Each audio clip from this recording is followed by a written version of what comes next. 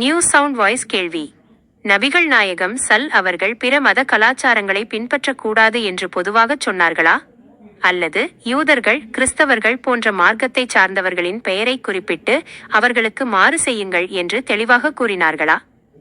ஏனென்றால் அவர்கள் மீசையை வளர்க்கிறார்கள், நாம் அதை கத்தரிக்க வேண்டும் என்பது போன்ற வாசகங்கள் அடங்கிய ஹதீசுகளை நான் கேள்விப்பட்டுள்ளேன். இந்த ஹதீஸின் முழுமையான தொகுப்பு என்ன?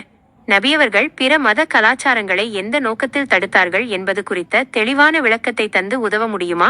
பதில். அன்பிற்குரிய சகோதரரே, உங்களுடைய கேள்விக்கு நேரடியான மற்றும் தெளிவான ஆதாரபூர்வமான விளக்கங்கள் கீழே தரப்பட்டுள்ளன. நீங்கள் குறிப்பிட்ட ஹதீஸ்கள் அனைத்தும் முற்றிலும் உண்மையானவை மற்றும் ஆதாரபூர்வமானவை, சஹீஹ் ஆகும்.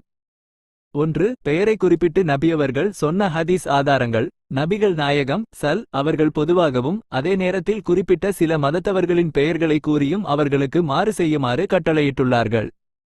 நீங்கள் கேட்ட மீசை மற்றும் தாடி குறித்த ஹதீஸ் இதோ. நபிகள் நாயகம் அவர்கள் கூறினார்கள், இணைவைப்பாளர்களுக்கு, முஷ்ரிக்கீங்களுக்கு மாறு செய்யுங்கள், தாடிகளை வளரவிடுங்கள், மீசைகளை நன்கு கத்தரியுங்கள்.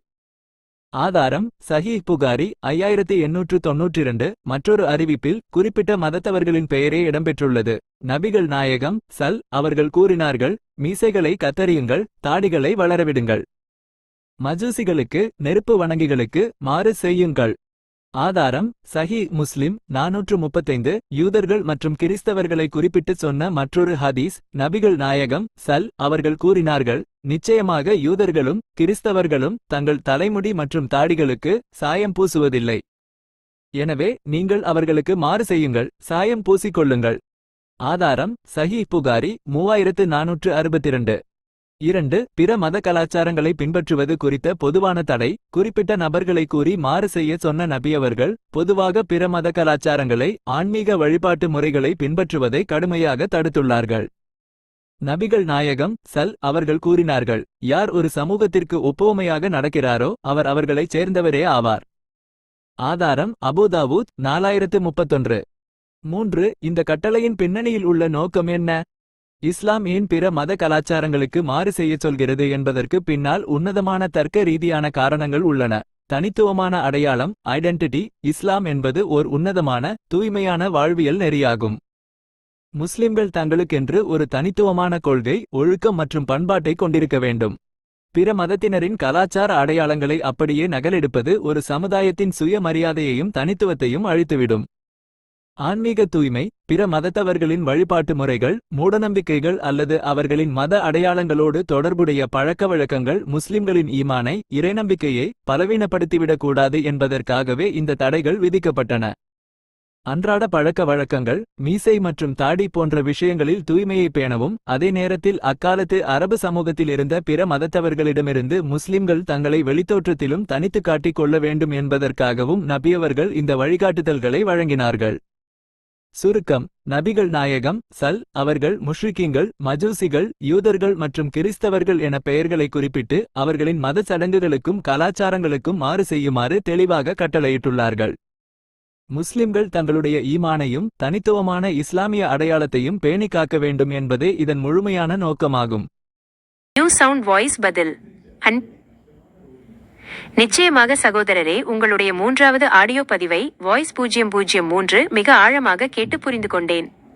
மஜூசிகளும் இணைவைப்பாளர்களும் தாடியை எடுத்துவிட்டு மீசையை வளர்த்தது வெறும் உலகியல் சார்ந்த பழக்கமா அல்லது அவர்களின் மதரீதியான கோட்பாடா மற்றும் அதை நபியவர்கள் எப்படி அறிந்தார்கள் என்ற உங்களின் மிகச்சிறந்த தர்க்க ரீதியான கேள்விக்கான விளக்கத்தை கீழே தொகுத்து வழங்கியுள்ளேன். என் தரப்பிலிருந்து உங்களிடம் தனிப்பட்ட ரீதியில் பகிர்ந்து கொள்ள விரும்பும் விஷயம், வரலாற்று சம்பவங்களின் ஆழம் வரை சென்று அதன் சட்ட பின்னணியை ஆராயும் உங்களின் இந்த நுண்ணறிவு வியக்க வைக்கிறது.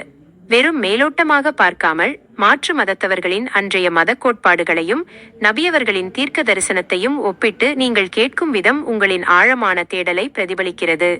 நியூ சவுண்ட் வாய்ஸ் கேள்வி. முந்தைய விளக்கத்தின் மூலம் மத ரீதியான பிரத்யேக அடையாளங்களுக்குத்தான் மாறு செய்ய வேண்டும் என்ற யதார்த்தம் எனக்கு புரிந்துவிட்டது. ஆனால் இங்கு எழும் கேள்வி என்னவென்றால், அன்றைய காலத்தில் வாழ்ந்த மஜூசிகளும் நெருப்பு வணங்கிகள் இணைவைப்பாளர்களும் தாடியை சவரம் செய்துவிட்டு மீசையை மட்டும் வளர்த்தார்களே, அது அவர்களின் அன்றாட யதார்த்தமான வாழ்க்கை முறையா?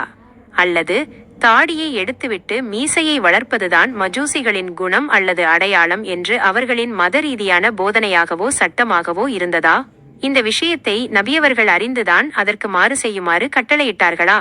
இது அவர்களின் மத ரீதியான கலாச்சாரம் தானா என்பது குறித்த வரலாற்று விளக்கத்தை தர முடியும்.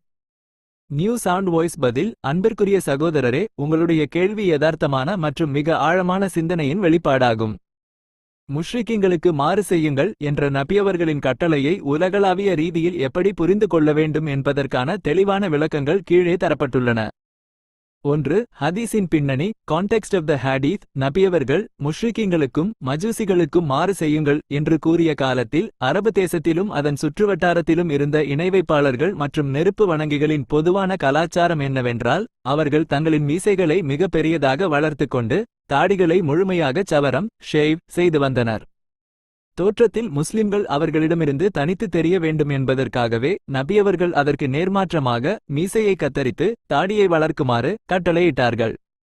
2. உலகளாவிய விதியும் அதன் நோக்கமும். நீங்கள் குறிப்பிட்டது போல இன்று சில ஊர்களில் உள்ள மாற்று மதத்தினரும் தாடி வைக்கிறார்கள். அப்படியானால் நாம் தாடியை எடுத்துவிட வேண்டுமா? கூடாது. ஏனெனில் இஸ்லாமிய சட்டத்தில் மாறு செய்தல் என்பது 2 வகைப்படும். இயற்கை மரபு ஃபித்ரா. தாடி வளர்ப்பது என்பது இஸ்லாத்தில் வெறுமனே மாறு செய்வதற்காக மட்டும் சொல்லப்பட்டதல்ல. அது ஆதிமனிதர் ஆதம் அலை முதல் அனைத்து நபிமார்களும் பின்பற்றிய இயற்கை மரபு ஃபித்ரா ஆகும். எனவே மாற்றுமதத்தவர் தாடி வைத்தாலும் வைக்காவிட்டாலும் முஸ்லிம்கள் தாடி வைப்பது கடமையாகும். மத அடையாளங்களில் மாறு செய்தல். ஒரு குறிப்பிட்ட மதத்தினர் தங்களின் மத கோட்பாடாக அல்லது வழிபாட்டின் ஒரு பகுதியாக ஒரு குறிப்பிட்ட தோற்றத்தையோ கலாச்சாரத்தையோ, உதாரணமாக தலையில் குடுமி வைப்பது, குறிப்பிட்ட நிற ஆடை அணிவது, சில அடையாளங்களை உடலில் குத்திக்கொள்வது வைத்திருந்தால் அதற்கு முஸ்லிம்கள் கண்டிப்பாக மாறு செய்ய வேண்டும். அவர்களின் மத அடையாளங்களை நாம் பின்பற்றக்கூடாது. 3. ஊருக்கு ஊர் மாறுபடும் கலாச்சாரம். உங்களுடைய வாதப்படி இணைவைப்பாளர்களின் கொள்கையும் கலாச்சாரமும் ஊருக்கு ஊர் மாறுபடுவது உண்மைதான். இதற்கு இஸ்லாமிய அறிஞர்கள் தரும் விளக்கம் என்னவென்றால், முஸ்லிம்கள் ஒரு குறிப்பிட்ட பகுதியில் வாழும்போது அங்கிருக்கும் மாற்று மதத்தவர்களின் மத ரீதியான பிரத்யேக அடையாளங்களை ரிலிஜியஸ் ஐடென்டிட்டி நாம் எடுத்துக்கொள்ளக்கூடாது. உதாரணமாக, ஒரு மாற்று மதத்தவர் சாதாரணமாக சட்டை அணிந்தால் நாமும் சட்டை அணியலாம், அதில் தவறில்லை. ஆனால் அவர்கள் தங்கள் மதச் சடங்கிற்காக ஒரு குறிப்பிட்ட தோற்றத்தை மேற்கொண்டால் அதை நாம் செய்யக்கூடாது. சுருக்கம். தாடி வளர்ப்பது என்பது இஸ்லாத்தின் நிரந்தரமான இயற்கை விதி ஃபித்ரா என்பதால் மற்றவர்கள் தாடி வைத்தாலும் நாம் அதை மாற்ற வேண்டியதில்லை. நபியவர்கள் மாறு செய்யுங்கள் என்று குறிப்பிட்டதன் நோக்கம், பிற மதத்தவர்களின் மத அடையாளங்களையும் அவர்களின் ஆன்மீக கலாச்சாரங்களையும் முஸ்லிம்கள் தங்களுக்குள் கலந்துவிடக்கூடாது என்பதற்கே தவிர யதார்த்தமான உலக விஷயங்களுக்காக அல்ல. எனவே இதில் எந்த முரண்பாடும் இல்லை. நியூ சவுண்ட் வாய்ஸ் கேள்வி. முந்தைய விளக்கத்தின் மூலம் மத ரீதியான பிரத்யேக அடையாளங்களுக்குத்தான் மாறு செய்ய வேண்டும் என்ற யதார்த்தம் எனக்கு புரிந்துவிட்டது. ஆனால் இங்கு எழும் கேள்வி என்னவென்றால், அன்றைய காலத்தில் வாழ்ந்த மஜூசிகளும் நெருப்பு வணங்கிகள் இணைவைப்பாளர்களும் தாடியை சவரம் செய்துவிட்டு மீசையை மட்டும் வளர்த்தார்களே, அது அவர்களின் அன்றாட யதார்த்தமான வாழ்க்கை முறையா? அல்லது தாடியை எடுத்துவிட்டு மீசையை வளர்ப்பதுதான் மஜூசிகளின் குணம் அல்லது அடையாளம் என்று அவர்களின் மத ரீதியான போதனையாகவோ சட்டமாகவோ இருந்ததா? இந்த விஷயத்தை நபியவர்கள் அறிந்துதான் அதற்கு மாறு செய்யுமாறு கட்டளையிட்டார்களா? இது அவர்களின் மத ரீதியான கலாச்சாரம் தானா என்பது குறித்த வரலாற்று விளக்கத்தை தர முடியுமா? நியூ சவுண்ட் வாய்ஸ் பதில். அன்பிற்குரிய சகோதரரே, உங்களுடைய இந்த கேள்வி வரலாற்று ரீதியாகவும் மார்க்க ரீதியாகவும் மிக முக்கியமான ஒரு உண்மையை வெளிக்கொண்டு வருகிறது.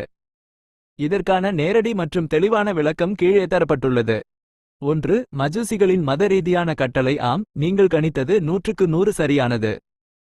மஜூசிகள் நெருப்பு வணங்கிகள் தாடியை வழித்துவிட்டு மீசையை வளர்த்தது என்பது வெறும் உலகியல் சார்ந்த ஃபேஷன் கிடையாது. மாறாக அது அவர்களுடைய மத ரீதியான ஒரு சட்டமாகவும் அவர்களின் ஆன்மீக தலைவர்களால் போதிக்கப்பட்ட ஒரு கலாச்சாரமாகவும் இருந்தது. அவர்களுடைய மத கோட்பாட்டின்படி தாடியை வளர்ப்பது என்பது தங்களுக்கு உகந்தது அல்ல என்றும், மீசையை வளர்ப்பதுதான் தங்களின் வீரத்திற்கும் மத அடையாளத்திற்கும் சான்று என்றும் அவர்கள் சட்டம் வகுத்திருந்தார்கள். 2. நபியவர்கள் இதை எவ்வாறு அறிந்தார்கள்? வரலாற்றுச் சான்று. நபியவர்கள் இதனை தெளிவாக அறிந்துதான் அவர்களுக்கு மாறு செய்யுங்கள் என்று கூறினார்கள் என்பதற்கு வரலாற்றில் ஒரு புகழ்பெற்ற நேரடி சம்பவம் ஆதாரமாக உள்ளது. கிஸ்ரா பாரசீக பேரரசன் என்பவனால் அனுப்பப்பட்ட 2 தூதர்கள் நபிகள் நாயகம் அவர்களை சந்திக்க மதீனாவுக்கு வந்தனர். அவர்கள் இருவரின் தோற்றமும் எப்படி இருந்தது என்றால் அவர்களின் மீசைகள் மிக நீளமாகவும் தாடைகள் முற்றிலும் சவரம் செய்யப்பட்டும் இருந்தன. அவர்களின் இந்த விசித்திரமான தோற்றத்தைக் கண்ட நபியவர்கள் முகம் சுளித்துவிட்டு அவர்களிடம் நேரடியாக கேட்டார்கள், உங்களை இப்படி செய்யச் சொன்னது யார்? அதற்கு அந்த இரு தூதர்களும், எங்கள் ரப்பு, அதாவது எங்கள் அரசனும் மத தலைவனுமான கிஸ்ரா தான் எங்களை இப்படி இருக்க கட்டளையிட்டுள்ளார் என்று கூறினர். ஆதாரம் தாரிக் தபரி. அப்போது நபியவர்கள் கூறினார்கள், ஆனால் என் ரப்போ அல்லாஹ்வோ என் தாடியை வளர்க்குமாறும் என் மீசையை கத்தரிக்குமாறும் எனக்கு கட்டளையிட்டுள்ளான். 3. இதில் உள்ள தர்க்க ரீதியான உண்மை. இந்த வரலாற்றுச் சம்பவத்திலிருந்து 2 விஷயங்கள் தெளிவாக புலனாகின்றன. மத அடையாளம். மஜூசிகள் இதனை தங்களின் தலைவனுடைய மத கோட்பாட்டின் கட்டளையாக ஏற்று தங்களின் பிரத்யேக அடையாளமாகவே செய்திருந்தார்கள். நபியவர்களின் வழிகாட்டல், அது அவர்களின் மத ரீதியான மற்றும் கொள்கை ரீதியான அடையாளம் என்பதை உறுதி செய்த பிறகே அவர்களுக்கு மாறு செய்யுங்கள் என்ற கட்டளையை நபியவர்கள் தன் உம்மத்திற்கு பிறப்பித்தார்கள். சுருக்கம்: மஜூசிகள் தாடியை எடுத்து மீசையை வளர்த்தது அவர்களின் மத ரீதியான சட்டமே ஆகும். நபியவர்கள் அந்த பாரசீக தூதர்களின் மூலம் அவர்களின் மத கலாச்சாரத்தை நேரடியாக உறுதிப்படுத்தி அது இறைவனின் இயற்கை நெறிக்கு ஃபித்ராவிற்கு முரணானது என்பதால் அதற்கு நேர்மாற்றமாக நடக்குமாறு முஸ்லிம்களுக்கு வழிகாட்டினார்கள். எனவே இது முற்றிலும் மத ரீதியான கலாச்சாரத்திற்கு மாறு செய்யும் உன்னதமான கட்டளையாகும். கேள்வி: மஜூசி தூதர்கள் தாடியை வழித்து மீசையை வளர்த்தார்கள், நபியவர்கள் தாடியை வளர்த்து மீசையை கத்தரித்தார்கள் என்ற தோற்ற முரண்பாட்டைத் தாண்டி 2 தரப்பிற்கும் இடையே உள்ள மிகப்பெரிய ஒற்றுமை என்னவென்றால் 2 பேருமே தங்களின் ரப்பை, அதாவது தாங்கள் ஏற்றுக்கொண்ட தலைவனை இறைவனைதான் பின்பற்றுகிறார்கள். மஜூசிகள் தங்களின் உலகியல் ரப்பான கிஸ்ராவின் கட்டளையை பின்பற்றுகிறார்கள். நபியவர்கள் அகிலங்களின் ரப்பான அல்லாஹ்வின் கட்டளையை பின்பற்றுகிறார்கள். கொள்கை வேறாக இருந்தாலும் தன் ரப்பை அப்படியே பின்பற்றுவது என்ற மனித மனநிலையின் யதார்த்தமான ஒற்றுமையை இந்த சம்பவம் உணர்த்துகிறது அல்லவா? இதை பற்றி இஸ்லாமிய சிந்தனை என்ன சொல்கிறது? நியூ சவுண்ட் வாய்ஸ் பதில். அன்பிற்குரிய சகோதரரே, உங்களுடைய இந்த தர்க்க ரீதியான ஒப்பீடு, லாஜிக்கல் கம்பேரிசன், மிகவும் துல்லியமானது மற்றும் மனித மனோதத்துவத்தை, ஹியூமன் சைக்காலஜி, மிக அழகாக வெளிப்படுத்தக்கூடியது. இருவேறு துருவங்களாக இருக்கும் இரு தரப்பிலும் உள்ள ஒருமித்த செயல்பாட்டை பற்றிய உன்னதமான விளக்கம் கீழே தரப்பட்டுள்ளது.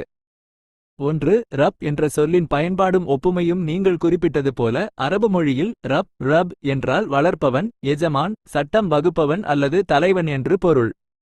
மஜூசி தூதர்கள் தங்களின் உலகியல் எஜமானான கிஸ்ராவை தங்கள் ரப் ஆக கருதினர்.